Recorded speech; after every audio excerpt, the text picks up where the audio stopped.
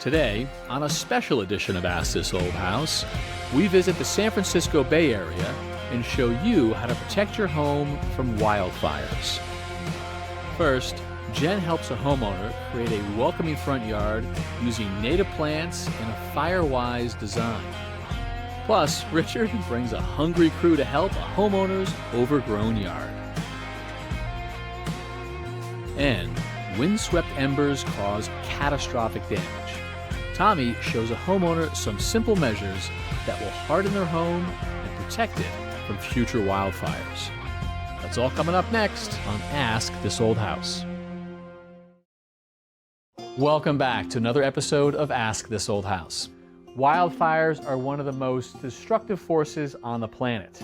Severe drought and a prolonged fire season are making them more frequent and more severe.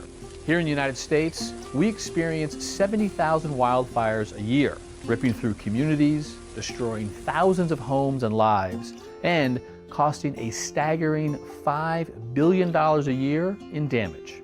No place is more familiar with the devastating effects wildfires can cause than California. With over 5,000 fires erupting across their landscape each year, they've adapted their building codes and practices to help residents exist with this ever-growing threat. Today, we'll show you how homeowners in the Golden State are safeguarding their homes from future fires.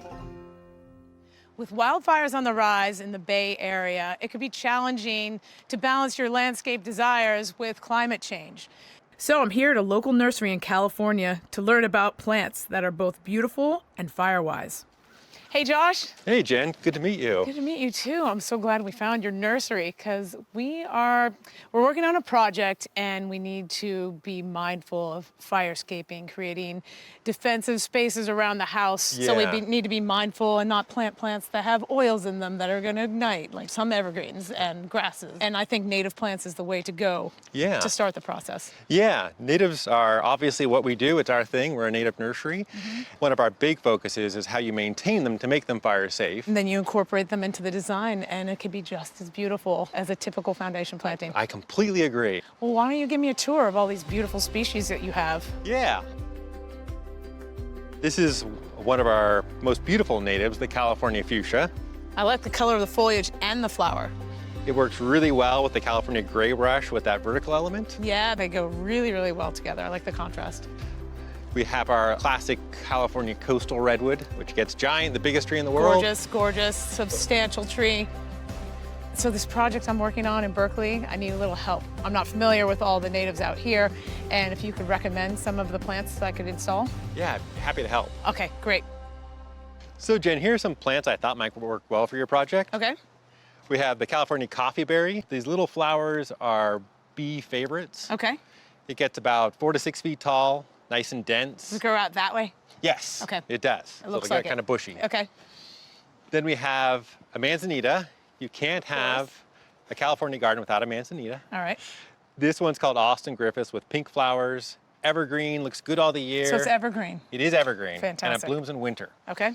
Then we have monkey flower, often called sticky monkey flower. Okay. Beautiful flower. This is a hybrid. They come in all different colors. Yeah. In this particular case, this is one called grape, but our local form ranges from orange to red. They or really look typically like orange. orchids. Yeah, they're really beautiful, custom designed for hummingbirds. Yeah. Beautiful and that plants. even makes it better. So, Yeah. It's so cool when a hummingbird swoops in and just, Yep. it's a moment. It's just awesome. So I really like this whole variety. Like there's enough color and different texture and shapes and heights, and I think it's gonna work well. I could send you a picture of what it looks like. And thank you for this amazing tour of this nursery. I really like what you're doing and the message you're sending to everyone. It's so important. Oh, thank you, Jen. I loved having you here. Oh, fantastic. So I'm gonna just take these. Sounds good. Happy planting. Yeah, thank you. I appreciate it. Have a good one. Hi, Jamila? Yeah. Nice to meet you. Oh Thank my you for gosh. writing in. Thank you so much. I'm so glad that you're here. So nice to be on the West Coast again. Oh, awesome. So tell me what you're thinking for the front yard. Well, I want to have native plants and I want to have a place to sit and hang out with my neighbors. Well, I think we could do that. So I have a designer who's local and she's gonna help us out. Oh, thank you so much. You're welcome. Let's go meet her. This is my friend, April Owens. So nice to meet Same you, here, Jamila. same here. Thank you. Before we talk about the design, I want to talk about like design principles that you have to use now in California. Right, right. Well, in 2017, we had these big fires, and so it made us really think differently about the landscape. So now we look at this whole umbrella, looking at fire-wise, drought-tolerant, and biodiverse landscapes using native plants. Right. So, I mean, those are all key things that pretty much every landscape should think about, right? Absolutely. So, how did you apply them here? What's your game plan? Well, we look at the garden from the house out. So 0 to 5 is 0 feet to 5 feet from your home, and you want to have no plant material in that space. Gotcha. So that's Yeah. like keeping plants 5 feet off the foundation for fire embers, but also for firefighters to access if there is a local fire, right? Yeah, and so I know you had asked for a patio or some way to be out here with your neighbors. So we're going to do a little patio in the 0 to 5. And then the 5 to 30 from your home, you can have islands of native plants or plants separated by some hardscape. And that makes sense. Being native, the plants are going to adapt better to this situation because they're Excellent. supposed to be here. Just what I'm looking for. Thank you. So beginning this project, I imagine we're going to have to take the bougainvillea and the flax out, right? Yes, yes. So shovel time, girl. Shovel time.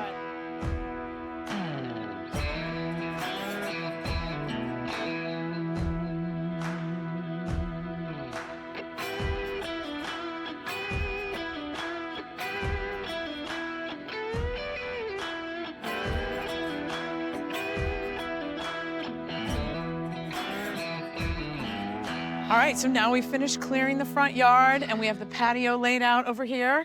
I want to talk about materials. You want to walk us through in the plan what you're thinking? Yeah, so instead of landscape fabric, we used compacted base rock, and we do about 3 inches of that. Okay. And then we're gonna do about a 1/2 inch of the crushed Trinity Okay. rock. And we use this cobble kind of to accent around the landscape. Okay. We call cobble like solid granite cobblestones back east. So I would call that riverstone, but I love that accent around the patio. What are we gonna do with the boulders? The boulders are gonna kind of set the scene with some soil out here. So we're gonna bring in soil Okay. and mound it up Okay. and level it out so it looks all natural, and then put the boulders in to make it more interesting and creative versus just, you know, Absolutely. just nothing. Yep. And then the boulders will kind of accent some of these wonderful shrubs that we have, like the manzanita, which is great for hummingbirds. Right. The coffee berry, is that Yeah, right? yes. I love how that's gonna grow. So pretty. Yes. Yeah. And then we have the eyebrow grass. So it's really sweet. It looks like little eyebrows. And then the sun catches that. Oh, it's Perfect. just another element in the landscape. Let's do this.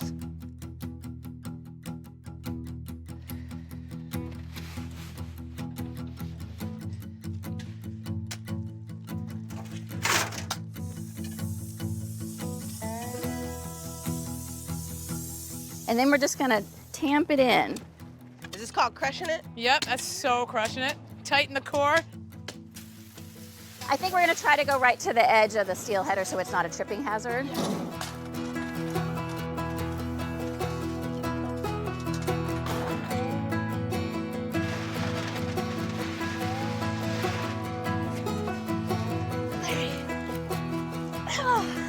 Okay, that's close. And then we'll lay out the plants. Natives are more likely to stay hydrated in the drought. The key to less burnability is to be more hydrated. And how deep does it go? Well, look at your plant, and that's the depth you want to go. So I take it and then flip it over and catch it, take the top off. This, I'm gonna go like this, loosen that up just a little bit. And you want the top of the plant to be level with that soil. Then we backfill it. Yes.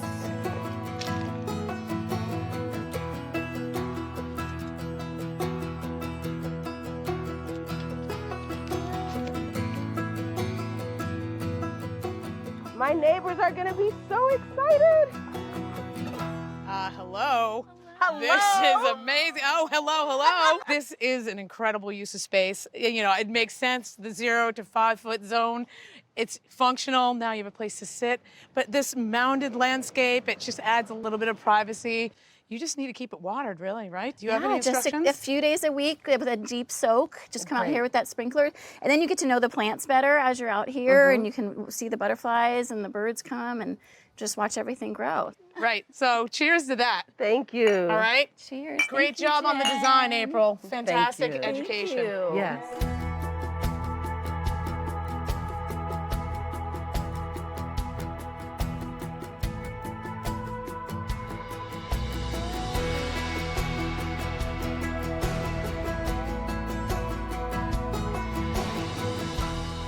I've often heard Jen talk about how improperly maintained landscape can actually contribute to the spread of wildfire. You know, overgrowth can act like a tinder to really make that fire spread. And clearing out some of that overgrowth can be a big job and hard work, but it can be outsourced. We found a team that really loves this job. I'm not kidding. You must be Marshall. Hey, great to finally meet It's you. my great pleasure. So you wrote us about your backyard. Yes, I did. It has gone completely out of control. Let's take a look. All right. When we moved in this place about 10 years ago, you could literally see everything here. None of this brush was here. None of it was here, none at all. We had a beautiful deck up there, this staircase, you know, you were able to walk up to the deck and see the entire view of the city, but now it's just gotten really bad. It has gotten pretty far ahead of you. So I see that we've done a little prep work for the team that's on its way. Let's see if they're here yet.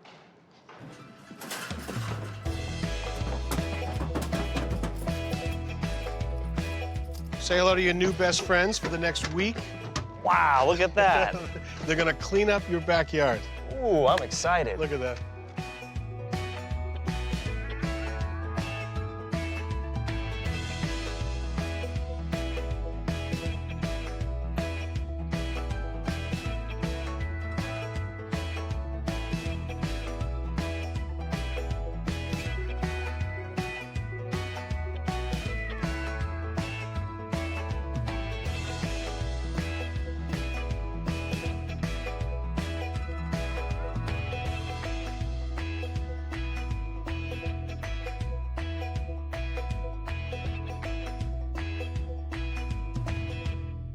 So Genevieve, we've met your beautiful goats. Tell us about this process. It's so fascinating. So we are a nonprofit. We've been in existence for about 11 years. We've been a nonprofit since 2017. And we take goats all over San Francisco and a little bit beyond to do exactly what they're doing here, eat the vegetation on our hillsides and our fields. The goats will be here for about a week. They're just gonna eat as much as they can. How much will they get of this, all that we see right here? They'll get to about 60 or 70% of what you can see right now. A lot of the native plants benefit from a heavy pruning, kind of like roses do, but there are some plants that they won't eat, and sometimes that's a happy circumstance. We have a lot of bottlebrush on this hillside, which is toxic to them, but they know to not eat it. It doesn't taste good. But they're gonna eat the ivy, they're gonna eat the Himalayan blackberry, they're going to eat the invasive fennel that's on the Mostly hillside. invasives. Yes, Good. the seeds will actually get sterilized as they pass through the goat's digestive system. So what are the benefits to using goats over a landscape crew?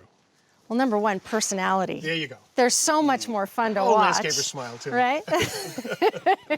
But they also take a whole loop out of the carbon cycle. Basically, you're not hauling all of this away and then processing it elsewhere.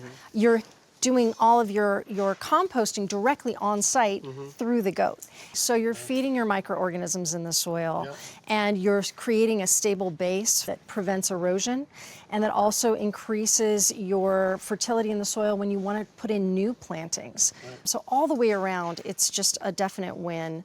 Where do you get all the goats from? They kind of come from all over. We have some that people tried to have as pets, but they weren't zoned for goats as pets, and so they call us and say, hey, we have to get rid of these. We've got complaints from the neighbors, so we take in some in that way. We also take in a lot of male goats who would otherwise go into the meat industry that are coming out of the dairy industry. So is there anything special I have to do while they're here? You have to make sure their water tub is full and hang out with them a little bit, socialize with them a little bit, enjoy them while they're here because they're so much fun to watch. Oh, yeah. You might want to sing to them too. Oh, I could do a little of that. Hey, we've had clients who sat out on their deck and played guitar for the goats. That's right. So, you know, they're expecting a concert, but Well, they certainly seem happy. They are voracious eaters. They do stop. You'll see them, they'll all just lay down at the same time of day, about twice a day, and just chill out. Is that like a siesta? It is like a siesta. It is like a union break because they'll all stop at once. It's really fun on the bigger properties where we'll have 70 or 80 goats. Yeah. About 10 a.m., everybody just lays down That's like right. a bell was rung. And then they'll all chill out and rest. And it kind of depends on the weather, how long they rest. The warmer and sunnier it is, the longer they rest. And on those hot days, they'll get up and eat in the middle of the night. If you're there I do with that them. too. Yeah, exactly, just like us, right? Genevieve, thank you so much. This is a really cool solution. Thank you so much. Lovely to meet you. Thanks for having us here.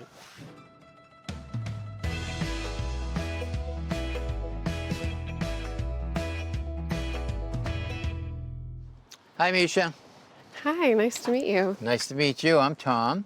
So you wrote us about fire hardening your house and making it more safe in case there's a fire. What's going on?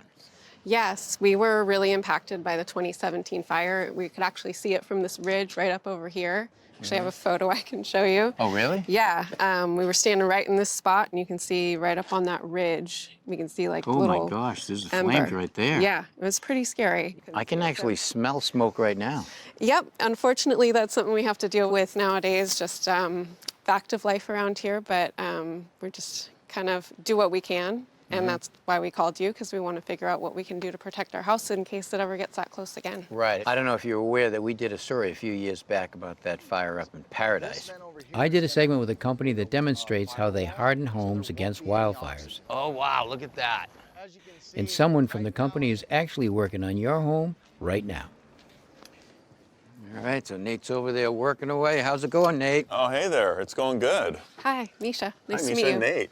Tom, so tell me, what's going on? Well, we are hardening this home. Right now, I'm currently working on the vents, but there's a few other things that need to occur. Just trying to get ready for the fire season.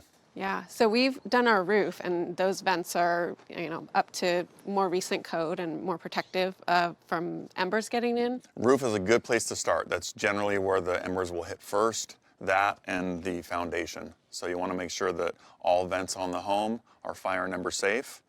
Most people think that during a wildfire event, this big, scary flame wall, attacks buildings, and it does.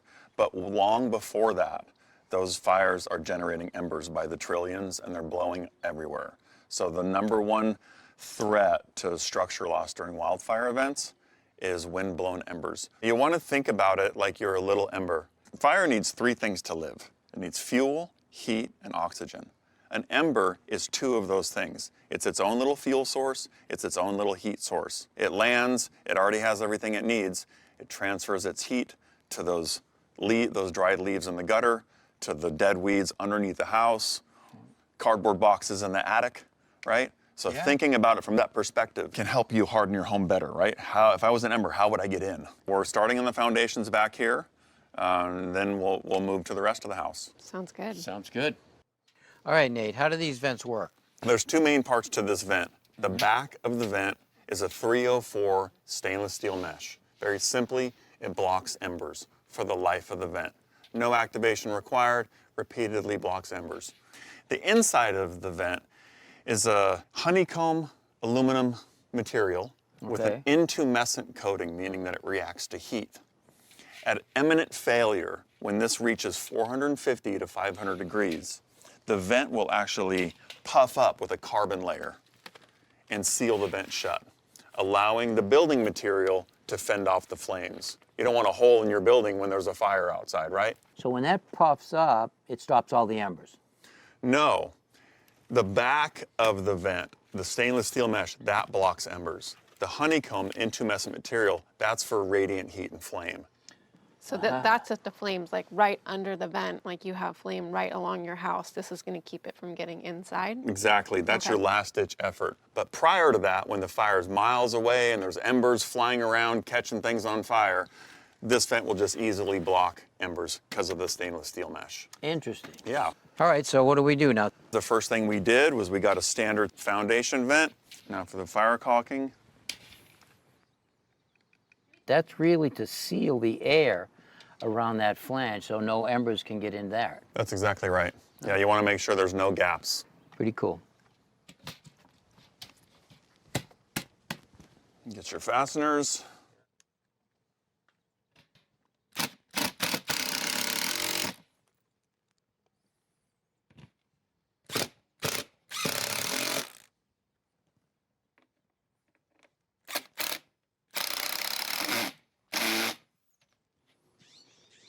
So what do you got next, Nate? Next is gutter guards.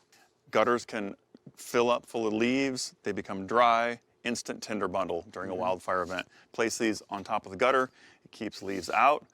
Water can still penetrate this because of the raised pattern. High performance, high flow, ignition resistant, and does a great job of keeping your gutters clean.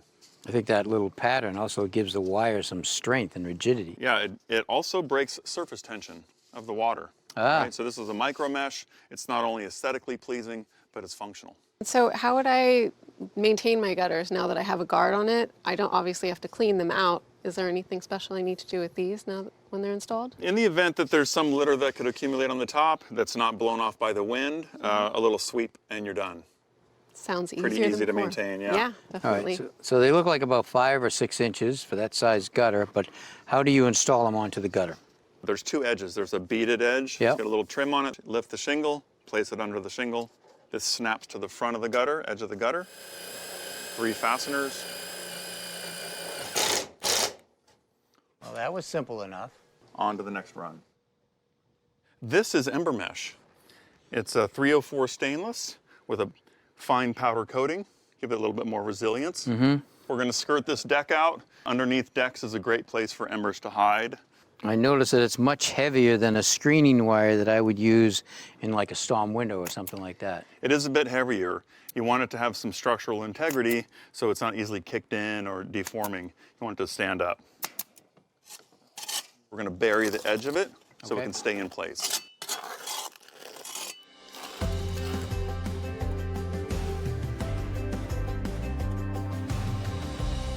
Well, Nate, I gotta say, it looks good. All the vents are in, even the gable vent. You did a good job. Yeah, it's looking really good. Yeah, thank you, Tommy and Nate, so much. I feel a lot of relief having this piece of the fire hardening all finished and so secure. It's hard to believe that these simple little measures can protect the house the way they do. Yeah, and we've seen it in action, right? There's a house in Paradise, California that comes to mind. There was a fire, of course, and they had gutter guards, they had vents, they had done their landscaping, and they have a home today. But all the homes around this one particular home, unfortunately, were lost, so we know it works. I'm really happy that you did it. Maybe you can spread the word throughout the neighborhood. Absolutely. The more everybody does it, the more neighborhoods are protected and hopefully nobody loses their house to a fire. Yeah? Yeah, And we all learned a lesson. we sure Great. did. Great job, everybody. Nate. Thank you so much. All right. Next time on Ask This Old House, So this is our pool area. This is an awesome space. Nathan finds a solution for a sunny pool area that could use a little shade. Plus, we highlight 2 brothers who are carrying on the legacy of their great-grandfather's 4th-generation landscaping business. And Mark helps a landlord make some safety improvements to her tenant's cracked concrete walkway. All that on Ask This Old House.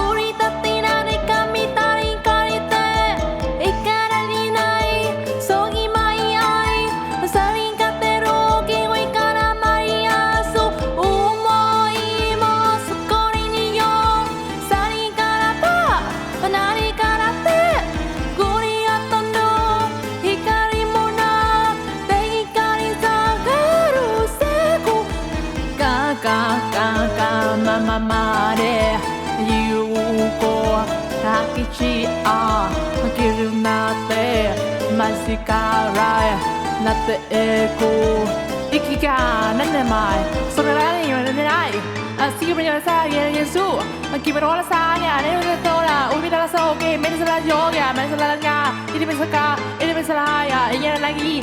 Today on This Old House, just 10 months ago, construction began on this mid-century modern with a mission in historic Lexington, Massachusetts. The task: transform the space into an accessible home, but preserve the original character.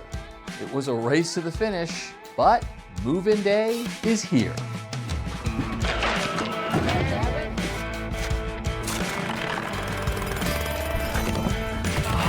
That's it.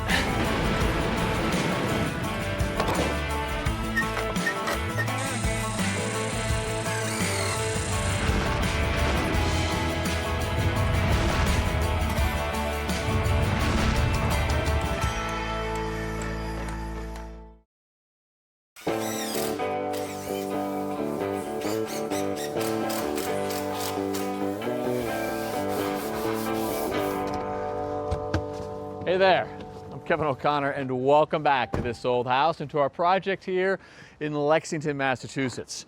Today is a day that is 10 months in the making and the culmination of the renovation of this 1960s mid-century modern home, and a project with an accelerated timeline. And that was for good reason. This family of five's middle child, Caffrey, has Duchenne muscular dystrophy, and it's a progressive disease that'll eventually rob him of his ability to walk. So the whole purpose of this renovation was to make sure that Caffrey had the same access to this house as his parents and his siblings. And Charlie wanted to make sure that that happened as quickly as possible, Charlie, hence the crazy schedule. It was, but what we did was we set our schedule based on the 10 months and where we had to be at the end of every month, and every sub hit their deadline. Good for them. That's teamwork right there. It was. Yeah, the scope of the work here was huge, from a gut renovation of the main house to a new addition off the back.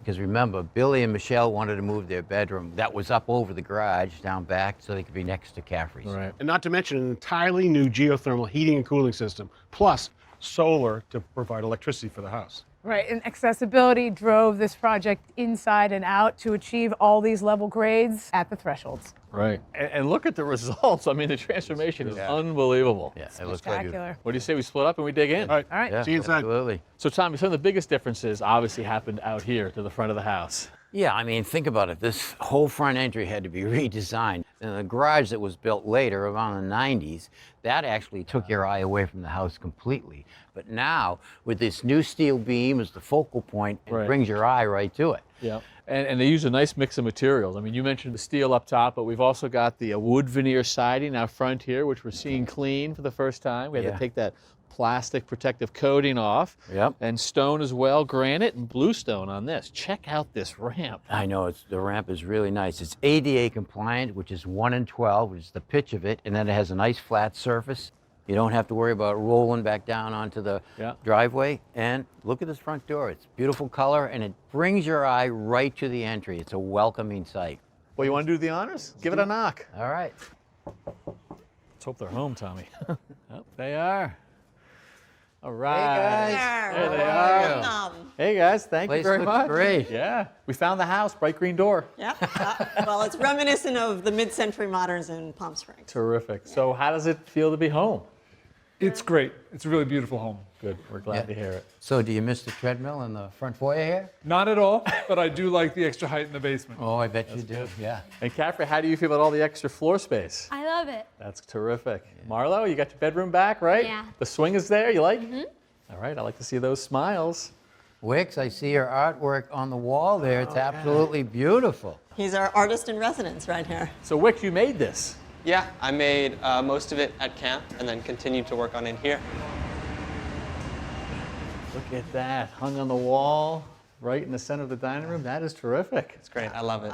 Good. Well, there's lots to see, and so I personally would love a tour. Who wants to volunteer for, Michelle, you? I got you, Kevin. Thank you very much. Yeah. That's awesome. Kids, why don't you go hang out in your rooms? We'll catch up with you later.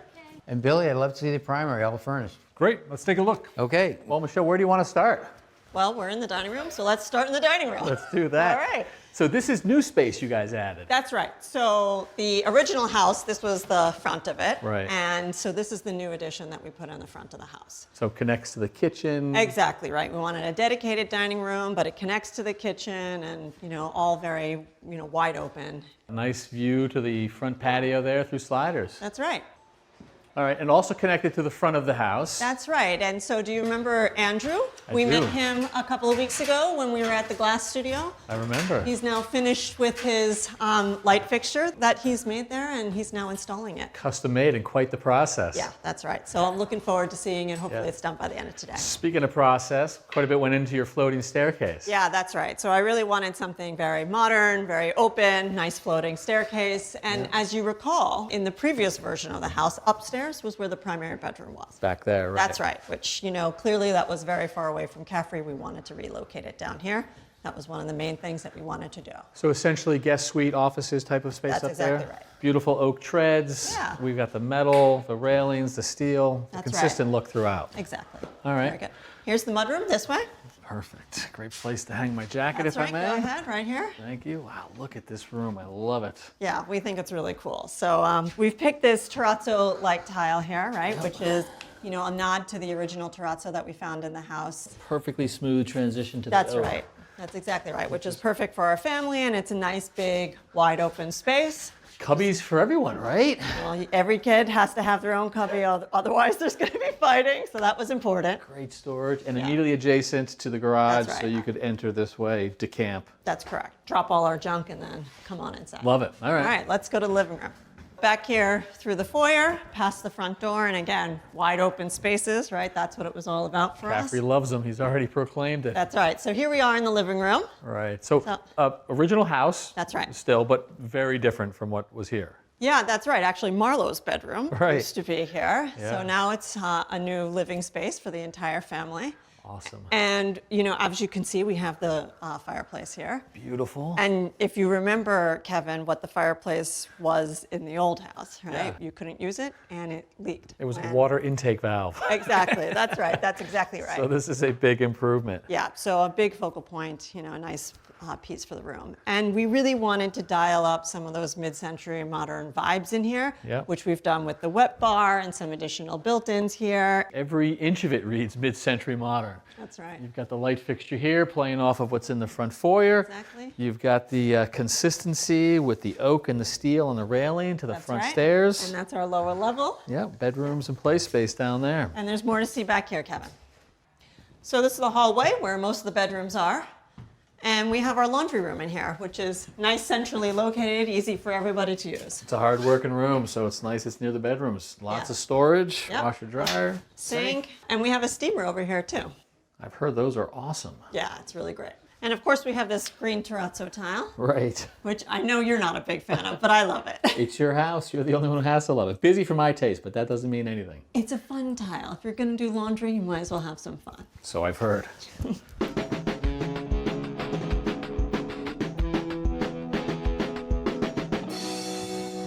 Hi, Marlo. Jen. How are you? I'm good. Nice to see you. You want to give me the tour? Yeah. Awesome. So let's start over here. This is my bed. Love it. How'd you pick out the double decker? I don't know. I feel like I wanted a little nook under here like Oh, this. so what do you do in the nook? My homework. Yeah. My study. It's a nice, cozy space to just study and really focus, right? Yeah. I really like that. You hang up pictures and stuff. Now tell me about this wallpaper. I like it because it's pink in the design. Thumbs up on that. It's a good color pink. And then over here, what do we have? This is my desk. Okay. So you have two desks. Yeah. Okay. But I'm going to use this one as like a vanity because my mom's going to give me her desk mirror, so. Okay. So this is like the beautification station. Yeah. Really like it. And it's going to be nice with the natural light coming in, this really skinny window. Awesome. And then over here is my reading nook. Oh, and that's the perfect place. And then the sun will come in and it can be all cozy and you can be very studious in a lounge mode.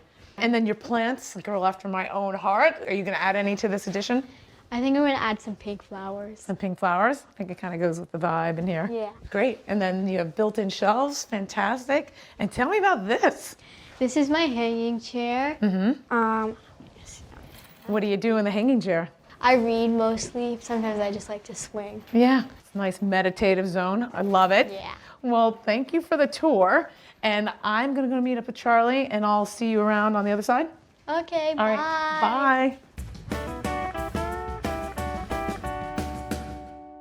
Bye. The highlight of this new wide hallway is this wall of glass. This is really a nod to the mid-century modern roots of this building. The light comes in unbelievably here in the afternoon. Now the hallway connects the original part of the building to this new addition at the back, and they made it so it's all at one level for accessibility. You can see it here. That finished grade on the first floor is exactly the same as the bluestone outside, and that doesn't happen by accident. Now on this side, there's an elevator. Hey guys, how are you? Nice to see you, Rex. How are you? Hey, Kath. Hi. Nice to see you. See you. Where you guys been? We were just downstairs. My bedroom's down there, also like the rec room and stuff like that. The gym is also down there. Great. And the elevator's perfect for Caffrey to be able to access the entire house. So this has changed a lot, hasn't it? Yeah. Can you give me a little tour of your new bedroom and new bathroom? Sure. Great. Lead on. Wow. What do you like about this? This is pretty interesting. Yeah, I like that it's colorful and modern. Did you help pick out all the colors? Yeah, I even helped paint it too. You did? Yeah. Michelangelo you are. Who's that on the bed? Mr. Chicken. Mr. Chicken. Cool. Well, what else do you like about the room?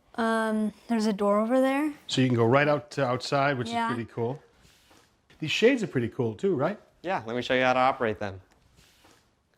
You can put them down with just one click of the button Look at that. and back up again. Boy, that is terrific. That looks great.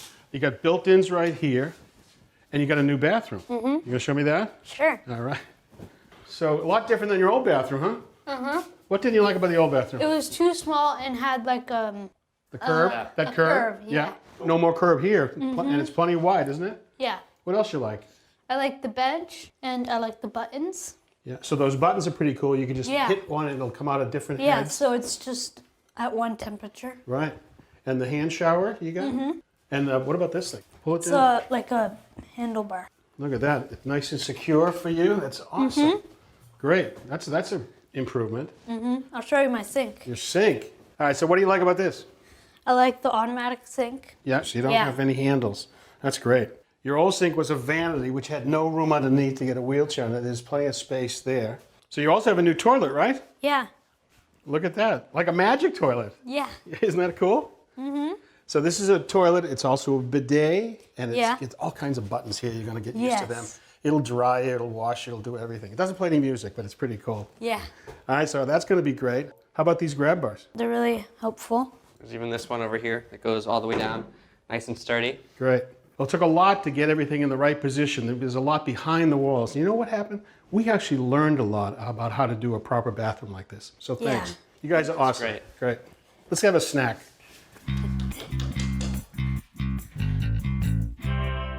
Right off of Caffrey's room is our primary bedroom. Yeah, nice location. Here's our bathroom on the right. Yeah, nice big bathroom. I love the natural light from the big window. Big giant soaking tub. Very Gonna try nice. that out, huh? Came out well. Yeah, it's nice. And here's our closet. Yeah, you got a lot of storage in here. I like the color. It's very nice. And this blue color was a great suggestion from Morrow, and we ended up using it in a number of places throughout the house. Yeah, looks good. I like that color blue. And then the bedroom through here. Yeah, this is a beautiful room. I love the natural light that comes in with all these windows. And I have to say, of all the bedrooms that I've built over the years, this one probably has the biggest window that I've ever done. It came out really nice. It's a great way for us to have that access and be able to take advantage of it.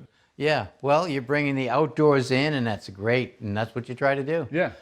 Well, this is also a really contemporary house. I love the modern feel. I love the simplicity of it, but who picked out the wallpaper? I'm going to go with Michelle on that. I'm not a design person, but I think it does great to accent that wall and give a little depth to the room. It sure does, and it looks great. Well, I have to say, it must give you peace of mind to be right next to Caffrey's bedroom. Yeah, it does. His ability to come in and get us when he needs, but our ability to get to him if necessary as well is great. It's really great. The whole place is beautiful. Thank you.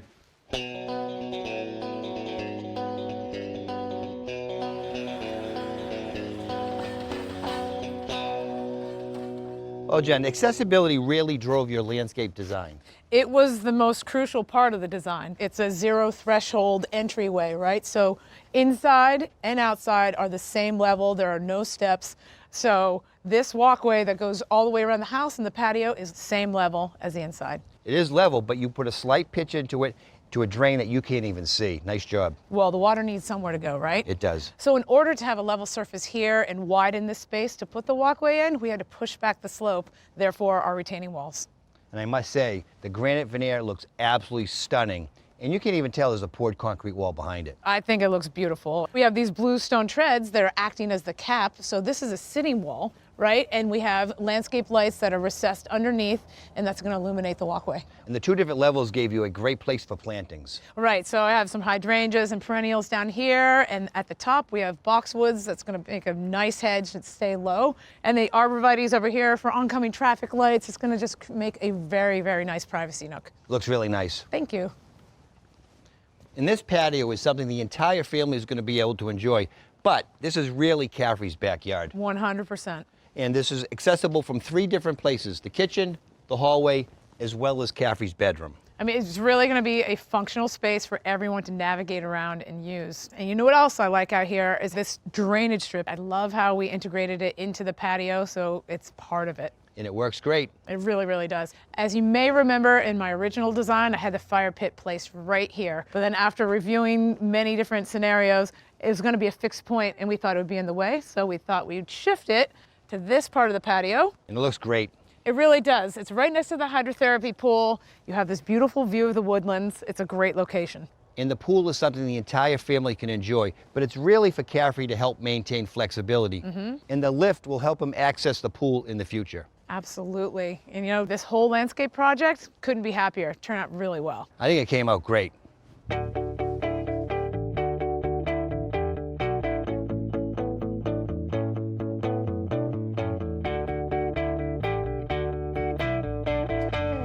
Hey guys. Hey, how's it going? Good. So Michelle, 10 months ago, I think, if I remember correctly, you told me this was your favorite room. That's right. How about now? Well, I think it still is, right? Is it? Yeah. I mean, one of the reasons why we got this place was because of this mid-century modern charm in this room. Right. And I was my favorite room before, and it's going to be my favorite room still. Which is funny because it hasn't really changed much at all from way back then. I mean, you wanted these brick walls saved. Charlie and Mark went to great lengths to do that. But if I remember correctly, almost the same furnishings, right? It had a lot that we wanted to keep. You know, we added the new windows, we added a little bit of window space over here to bring in a little bit more of that light. Right. But that just added to what made it so great originally. So it's nice to keep that history in the house. All right, well, let's take a walk. So Yeah. the floors are new, obviously. The Yep. brick stayed. That's right. Really, really like the shape of this wall. Yeah, I mean, having the exposed brick on 3 sides of this room was really something that we loved. Great sort of surfaces and materials and character here, but also this wall sort of defines that room to separate it from what is got to be the main event. Yeah. The new kitchen. So when I first came here, you had a little galley kitchen. That's right. Which was actually in pretty good shape, but given your family, given Caffrey's eventual needs, it was narrow. It just wasn't going to work. Yeah, exactly. And so what we really wanted to do was have a much bigger space where we can all cook together and congregate. Those were things that were really important. And then even like the choices that we've made in terms of appliances were all really done with accessibility in mind. Right. Could have been either the height at which we put the appliances or the way in which they open, having side open, which makes it much more user-friendly for somebody in a wheelchair. We have automatic sinks and some push, to open cabinets and our dishwasher. All of these things really just make it so much easier for everybody, right? But really had that accessibility in mind, especially for Caffrey. The materials and the details are lush. This is quartzite, It's right? a natural quartzite, that's right. So natural stone, which is a great look. And also, you were very particular for the back wall of the coffee station. You spec'd this oak. And this is the flooring that we actually used. That's right, right. Repurposed flooring. And we really wanted to have this fluted wood wall detail here. I mean, it's really a nod to a lot of the wood paneling that we saw in those, mid-century modern homes of yesteryear. That was something that was important to us. It continues across underneath the island, as you can see, and we built that fluting all the way across and the floor underneath this piece of cabinet and made this a removable so we can adjust to any future needs we have, increasing the seating, decreasing the seating as necessary. You'd never know it looking at it right now, and it's perfectly functional in its current state, but when the time comes for that to come out, that's going to make a huge difference for Caffrey to be able to come up here and really enjoy, the family and the counter and all that. It's actually a very smart plan, because you guys have given a lot of thought to the way your family's going to use this, and it certainly takes a team to pull it off. Charlie, you nailed the schedule. Not too bad. Not too bad at all. You said it took the entire team to come together. This project was not without its challenges. I can name a few, but you probably have a big one, or? Probably right where we are here. There's no attic above us. This is all a concrete slab from one end of the house to the other, and it all had to be removed to get our mechanicals in for our ductwork. So believe it or not, we cut a hole through the side of the house, saw cut the floor,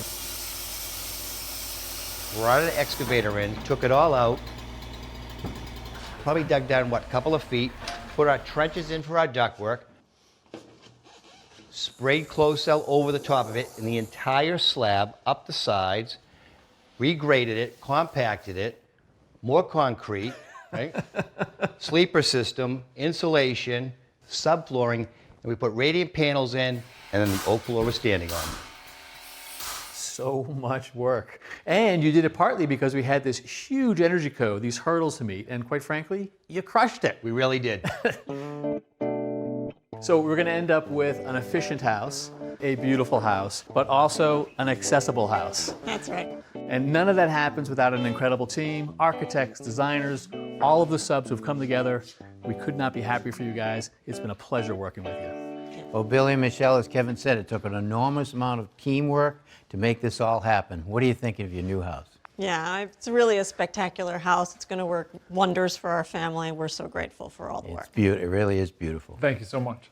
And you guys aren't off the hook either. So Wix, what do you think? I mean, you got that downstairs almost all to yourself. It's great. I love it. Marlo, the swing is in. Your room is all finished. You happy? Yeah. All right. And Caffrey, a lot of this was done for you. What are your thoughts? I love it. That's what we like to hear. The smiles say it all. Well, that's a wrap for all of us here in Lexington, but don't worry, we have got more to come. Next, we are off to Glen Ridge, New Jersey for an 1880s Victorian, and we're going to have 2 generations of living.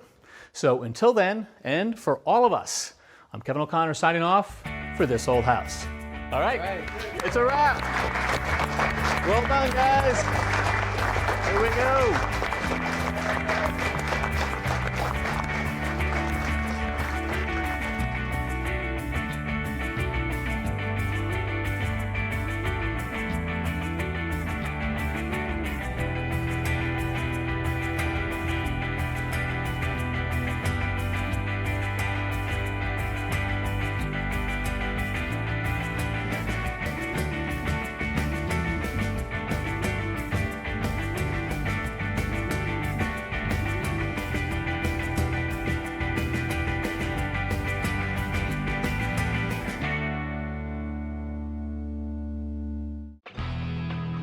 Next time on This Old House, we start a new project here in Glen Ridge, New Jersey. So the whole idea is we're going to make it a multi-generational home, shared and personal private spaces. Right. I'm pretty excited about this house. I think it's got good bones, I think. The framing's solid, the foundation's good. I'm really worried about this exterior more than anything else. Can you guys already imagine your new front porch when it's all cleaned up? Oh, I can't wait.